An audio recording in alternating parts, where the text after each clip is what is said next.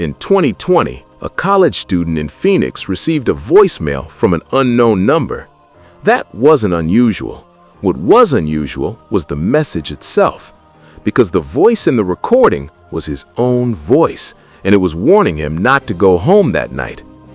Ethan Ramirez was a 20-year-old student studying computer science at a community college in Phoenix. He lived in a small apartment with one roommate and worked part-time at a convenience store during the evenings. His life was normal. Classes during the day, work at night, gaming with friends, and weekends spent relaxing.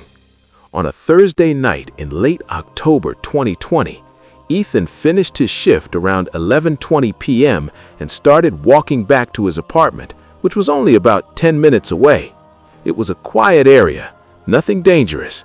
He had taken the same route hundreds of times, until his phone buzzed. The notification said, "One new voicemail." Ethan frowned. He hadn't received a call. He opened the voicemail anyway. The message was only 7 seconds long. At first, there was silence. Then a voice whispered, "Don't go back tonight." Ethan froze. The voice sounded exactly like his own. Same tone, same accent, same way of speaking. He replayed it 3 times, hoping he was imagining it. But every time, the voice sounded more familiar, more real, more like himself. Ethan checked the phone number that sent the voicemail. It didn't look normal. Instead of a real number, it showed something strange. 000 000 0000. He laughed nervously and tried calling the number back. The call didn't even connect, just silence. He convinced himself it was some kind of prank or glitch. Still, something about the message bothered him. Don't go back tonight. Why would his own voice say that? Ethan decided to ignore it and kept walking toward his apartment.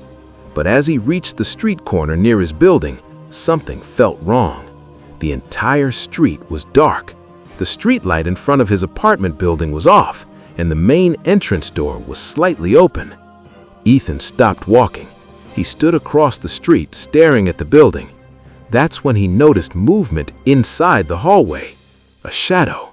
Someone was standing just behind the entrance door, not moving, just standing there, watching the street. Ethan felt his stomach tighten. If he had walked inside without stopping, he would have walked straight past that person. He slowly stepped back into the shadows and watched from a distance. After a few minutes, the person inside the building suddenly moved. The door opened fully, and a man stepped outside, looking around nervously before quickly walking away. Ethan couldn't see his face clearly, but the man was carrying something in his hand, something heavy. Ethan didn't go home that night. Instead, he called his roommate and asked if everything was okay. His roommate sounded confused. He said someone had tried to break into the apartment earlier that evening. The door lock had been damaged, but nothing was stolen. If Ethan had arrived 10 minutes earlier, he would have walked straight into that hallway, exactly where the shadow had been standing, exactly where the voicemail had warned him not to go. Ethan saved the voicemail just in case. A few months later, while clearing storage on his phone, he opened the recording again. This time, he noticed something he hadn't heard before. Right before the whisper, there was a faint background sound, a door creaking open, and then his voice quietly said, "I didn't make it in time."